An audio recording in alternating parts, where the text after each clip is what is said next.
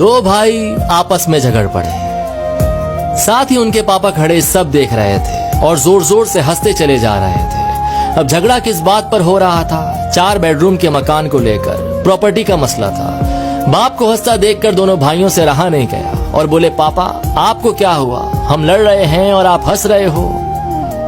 बाप ने कहा, बेटे तुम इस चक्कर में पड़े हो, मैं कल तुम्हें अनमोल खजाना दिखाऊंगा, कल चलो छुट्टी लेकर मेरे साथ।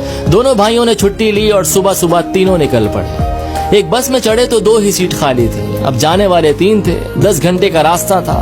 कभी एक भाई पापा के साथ बैठ जाता, दूसरा खड़ा हो जाता, तो कभी दूसरा बैठ जाता, पहला वाला खड़ा हो जाता, और इसी तरह सारे रास्ते एडजस्ट करते हुए चले गए। गांव पहुंचे तो पापा उन्हें एक पुरानी हवेली पर ले गए। देखा तो हवेली खंडर हो चुकी थी। कबूतरों ने घोंसले बना लिए थे, झाड़ियां उगाई थी। ये देखकर पापा इमोशनल हो गए, रोते चले जा रहे थे और उनसे कहते चले जा रहे थे कि देख रहे हो हवेली, इस हवेली में तुम्हारा बचपन बीता है। इस हवेली के लिए मैंने अपने बड़े भाई से लड़ाई लड़ी, एक दूसरे को मरने मारने पर उतर आए थे, जैसे कल तुम लड़ रहे थे।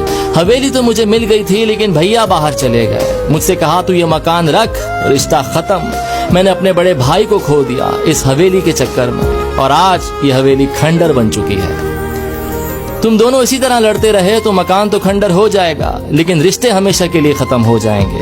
जिस बस की सीट पर बैठकर आए हो, क्या वो जिंदगी भर के लिए तुम्हारी हो सकती है? तो बेटों ने कहा, नहीं, क्या बात कर रहे हैं, बस में तो सवारी बदलती रहती है। तो बाप ने कहा, बस यही लाइफ है, सवारी बदलती रहेगी। जो चीज थोड़ी सी देर के लिए मिली है, उसके लिए झगड़ना बंद करो। खुश रहिए, मोहब्बत से रहिए, अपनी फैमिली का ख्याल रखिए। मटेरियलिस्टिक के पीछे नहीं, इमोशनल के लिए दौड़ना शुरू कीजिए। और ये स्टोरी अपने भैया के साथ जरूर शेयर कीजिए।